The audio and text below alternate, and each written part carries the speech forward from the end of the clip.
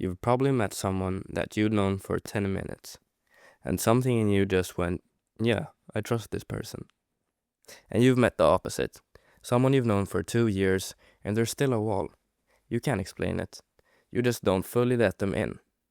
Same amount of information about both, wildly different results. So what actually happened in those 10 minutes? Most people think trust gets built with time. Spend enough hours together, trust shows up. But that's not how it works at all. Time doesn't build trust. Time just gives trust more chances to happen. What actually builds it is moments, specific things people say. And there's one thing every single one of them has in common. But I want you to spot it yourself. So I'm not gonna tell you what it is until the end. 7 phrases. Watch for the pattern. Number 1. I don't know.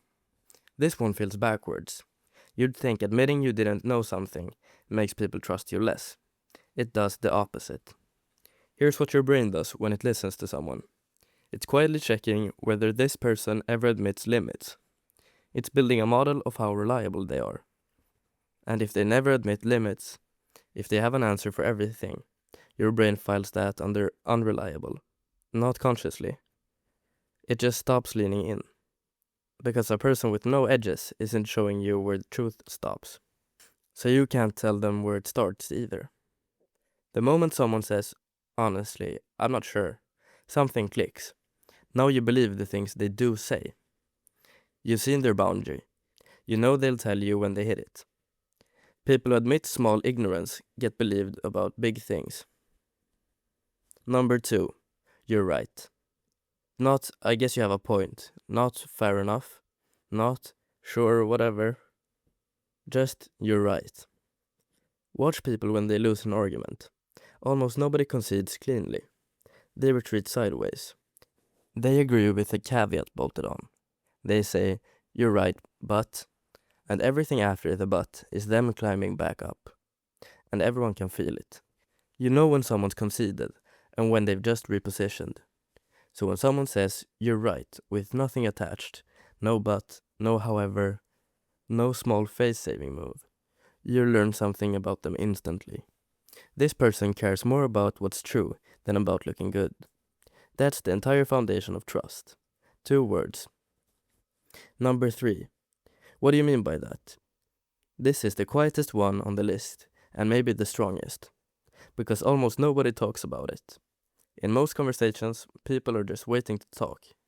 They hear the first half of your sentence, then guess the second half, and they start loading the response. You've done it, I've done it. It's normal. But here's the thing about being on the receiving end of that. You can feel it. You can feel when someone's already decided what you mean.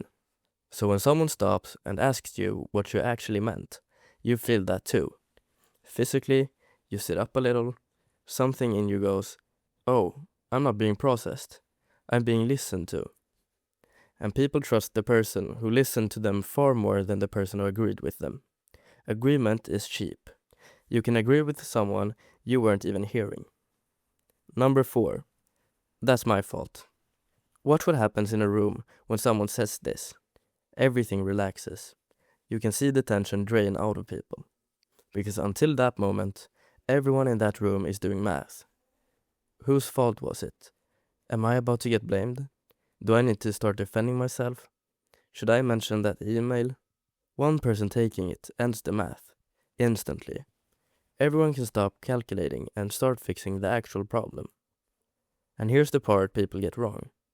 You don't lose status by doing this. You gain it. Because taking blame is expensive. It costs you something real. And only someone who's secure can afford to pay it. Everyone in that room just watched you spend something you didn't have to spend. And they all learned the same thing about you. The person who never takes blame isn't protecting their status. They're advertising that they can't afford to lose any. Number 5. Can I think about it? The person who says yes to everything immediately is not trustworthy. They're agreeable. Completely different thing. Here's why. If you say yes to everything, your yes is worth nothing. It's not a decision, it's a reflex. It carries no information. I learn nothing about what you actually think. You would have said it either way. But when someone pauses and says, "Let me think about that," and then comes back 2 days later with the real answer, their yes suddenly has weight. You know it went through something. You know a no was a possible. A yes that could have been a no is the only yes that means anything. And this is why people pleasing backfires. You think you're building trust by never refusing anyone. You're actually destroying the value of your own agreement. Number 6. I was wrong about you. This one's rare. Genuinely rare. Most people go years without hearing it.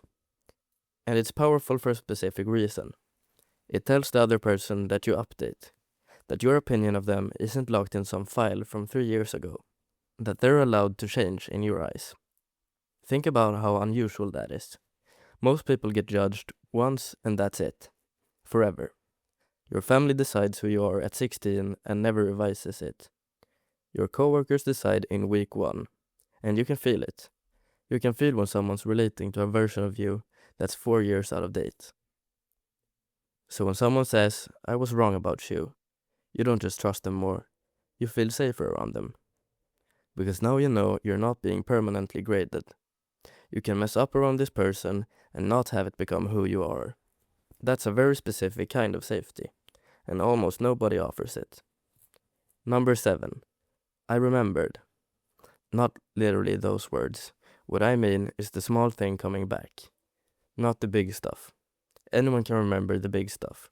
Your birthdays in a calendar, your weddings an event. I mean the small things. Your sister's name, the things you were nervous about, the job interview you mentioned once, 2 weeks ago in passing, and then forgot you'd even said it. And when someone asks, "Hey, how did that interview go?" Here's why that hits so hard. Attention can't be faked backwards.